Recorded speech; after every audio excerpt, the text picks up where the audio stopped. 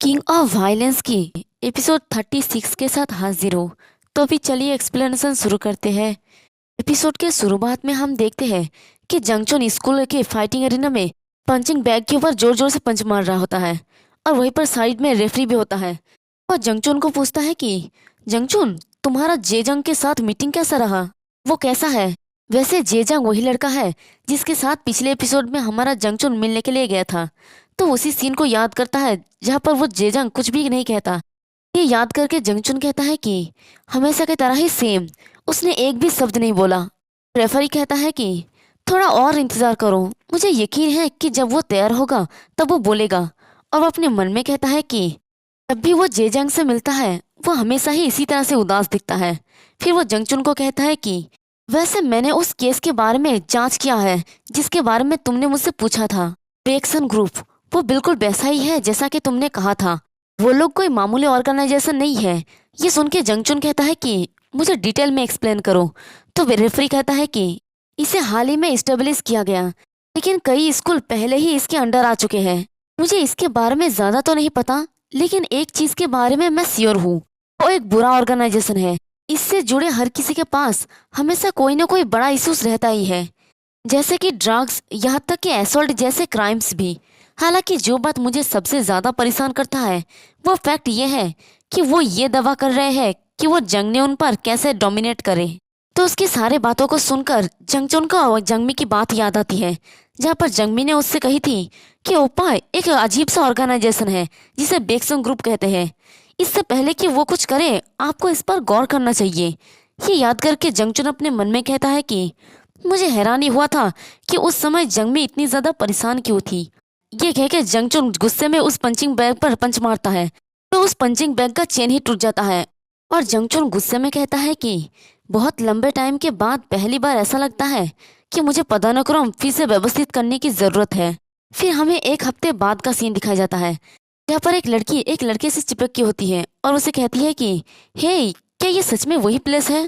वो लड़का कहता है कि मैंने आपसे कहा है कि ये यही है। तो वो लड़की कहती है कि इस तरह की जगह पर क्लब कैसे हो सकता है? और अपने मन में कहती है कि हालांकि ये बहुत ही ज्यादा स्कैरी लग रही है। तो वो लड़का कहता है कि नूना, बस मुझ पर भरोसा करो, हम ऑलरेडी यहाँ पर आ चुके हैं। और वो सामने एक चर्च की तरफ दिखा के कहता है कि यही वो जगह है जिसके बारे में मैं आपसे बात कर रहा था। ये सुन के वो लड़की काफी ज्यादा हैरान हो जाती है और कहती है कि क्या तुम मेरे साथ मजाक कर रहे हो, है ना? एक क्लब चर्च में कैसे हो सकता है? तो वो लड़का हंसते हुए कहता है कि चलो पहले एंटर करते हैं। तो वो लड़की और लड़का नीचे जा रहा होता है सीढ़ी से, और वो लड़की कहती है कि तुम मुझे किसी अजीब जगह पर नहीं ले जा रहे हो, है ना? अगर तुमने मुझे धोखा दिया तो मैं तुरंत पुलिस को तुम्हारे बारे में रिपोर्ट कर दूंगी। लेकिन वो लड़के जैसे ही उस जगह पे पहुंचती है वो हैरान हो जाती है, क्योंकि सामने पार्टी हो रही है और वहाँ पर बहुत सारे लड़की लड़के नाच रहे होते, डांस कर रहे होते डीजे के साथ। ये देख के वो लड़की हैरानी से कहती है कि क्या ये सच में एक क्लब है? तो वो लड़का कहता है कि क्या मैंने नहीं कहा था कि मैं आपको डीजिंग सिखाने के लिए एक अच्छी सी जगह पर इंट्रोड्यूस करवाऊंगा?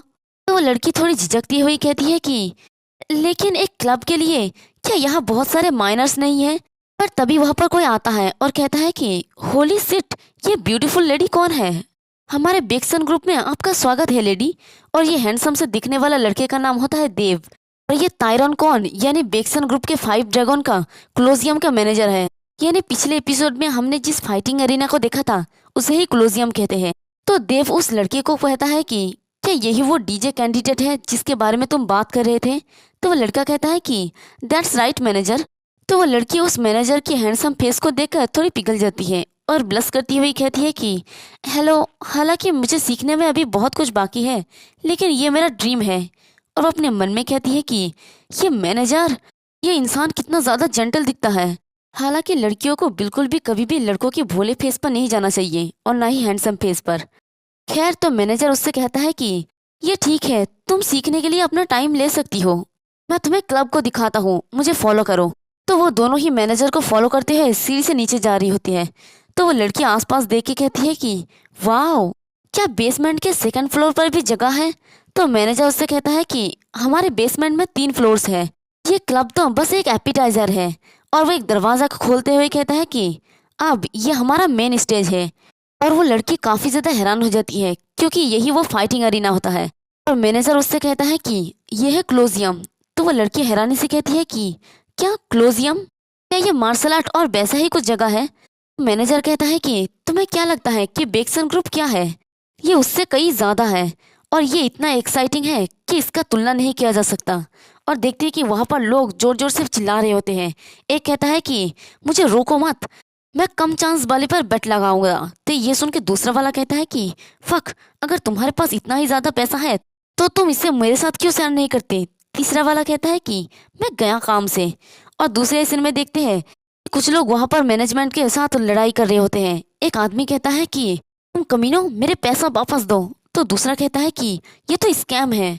और मैनेजर उस लड़की को बताता है कि तुम देख ही सकते हो कि सब लोग कितना ज्यादा एक्साइटिंग है ना, सभी तरह की डिजायर के साथ एक साथ चमक रहा है, सो ब्यूटीफुल। तभी उस अरीना पे एक होस्ट आ जाती है, एक लड़की, और सबको कहती है कि वेट करने के लिए आप सभी का शुक्रिया। तो फिर आज का मेन इवेंट है बेक्सन ग्रुप के एग्जीक्यूटिव किम डुयोक और जिंगवांग हाई स्कूल के 5 गुलाम। तो फिर मैच शुरू होता है। इसी के साथ सब लोग चिल्लाने लगता है। वैसे पिछले के एक एपिसोड में हमें बताया गया था कि ये बेक्सन ग्रुप जो भी स्कूल को अपने अंडर करता है उन्हें स्लेव की तरह यूज करता है। अब हमें पता चल गया कि वो लोग इस फाइटिंग अरीना में उनसे फाइट करके पैसा कमाता है। खैर, तो फिर मैनेजर उस लड़की को कहता है कि उन चेयर्स को सुनो। खैर, ये समझने के लायक है क्योंकि इस तरह के बड़े गेम्स बहुत रेयर होते हैं। और लड़की कहती है कि वाओ, ये तो बहुत ही फैसिनेटिंग है। तभी मैनेजर की फोन पे कुछ मैसेज आता है। उसे देखकर मैनेजर वहां से जाते हुए कहता है कि मुझे एक अर्जेंट मीटिंग अटेंड करने की जरूरत है, तो अभी मैं थोड़ी देर के लिए यहाँ से जा रहा हूँ। तो लड़का कहता है कि ठीक है, मैं समझ गया।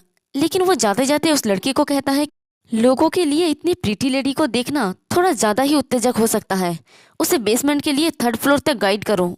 और वो चलते हुए एक रूम के बाहर पहुंच जाता है और दरवाजे को खोलकर अंदर आते हुए कहता है कि मैं तुमसे मिलना चाहता था, यहाँ पर आने के लिए तुम्हारा शुक्रिया 6 गेट हाई के मिस्टर नो सियोनबो। और ये हमारे नो सियोनबो ऊपर होता है। अब वो यहाँ पर क्या कर रहे हैं ये जानने के लिए हमें थोड़ी पास्ट में जाना पड़ेगा, जहाँ पर उसके फोन में देव का मैसेज आया होता है, यानी इस मैनेजर का, जिसमें उसने लिखा था यह बहुत ही शर्मनाक है कि हमारा शुरुआत गलत रास्ते से हुआ था। मैं सारे मिसअंडरस्टैंडिंग क्लियर करना चाहता हूँ, इसलिए प्लीज मुझे कांटेक्ट करो। चलो कर्ज के बारे में बात करते हैं। और यही मैसेज देख के सेनुबो यहाँ पर आया होता है और वो उससे कहता है कि मेरे पास यहाँ आने के अलावा और कोई चॉइस नहीं था क्योंकि रिजेक्शन ही एकमात्र ऑप्शन नहीं था। और अपने मन में कहता है कि ये कमीने, मुझे पता लगाना है कि वो क्या सोच रहे हैं। तो ये सुन के मैनेजर कहता है कि ओहो, लगता है कि तुम्हारा जजमेंट मेरा उम्मीदों से बेहतर है। थैंक गॉड तुम उस तरह के जिद्दी टाइप का नहीं हो। लेकिन क्या तुम्हें नहीं लगता कि तुमने हमारे लोगों को बहुत ही हार्शली ट्रीट किया है। तो सेउनबोपा कहता है कि ऐसा इसलिए क्योंकि तुमने कुछ एरोगेंट कमीनों को भेजा था। तो मैनेजर कहता है कि ओह ओके, जो हुआ सो हुआ, चलो इसे दफना देते हैं। वैसे भी हम इस तरह से मीटिंग इसलिए कर रहे हैं क्योंकि हम तुम्हारे साथ काम करना चाहते हैं। ये सुन के सेनुबो कहता है कि क्या काम करना चाहते हो। तो मैनेजर कहता है कि क्या तुम जानते हो कि बेक्सन ग्रुप बहुत सारे अमेजिंग काम करते हैं। एग्जाम्पल के तौर पे कुछ ऐसा।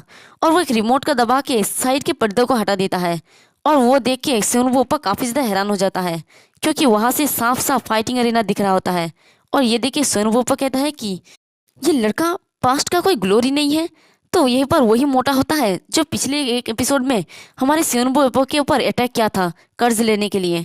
और होस्ट अनाउंस करती है कि रेड कॉर्नर पर है फॉर्मर बेक्सन ग्रुप एग्जीक्यूटिव किम डेउक। और यहाँ पर अगला ब्लू कॉर्नर पे है कॉइन के बदले अपने बॉडी से कर्ज चुकाने वाले। और देखते हैं कि वहाँ पर 5 कमजोर कमजोर बच्चे होते हैं जो डंडा लेके रेडी होते हैं। और वो लड़की कहती है कि ये है जिनसन हाई स्कूल के 5 कॉइन स्लेब्स। और उन्हें देखकर लोग चिल्ला चिल्ला के कहता है कि इस मोटे पीगी को हरा दो। तो दूसरा कहता है कि हे, मैं तुम पर बैट लगाता हूँ, अगर तुम हार गए तो मैं तुम्हें मार डालूंगा। और यहाँ पर फाइट स्टार्ट हो जाता है। सेनुबोपा भी इस फाइट को हैरानी से देख रहा होता है। और मैनेजर सेनुबोपा को कहता है कि बेक्सन ग्रुप के कोलोजियम हमारे कोर बिजनेस में से एक है। सिंपल शब्द में कहूँ तो तुम इसे एक प्राइवेट फाइटिंग गैम्बलिंग हाउस मान सकते हो।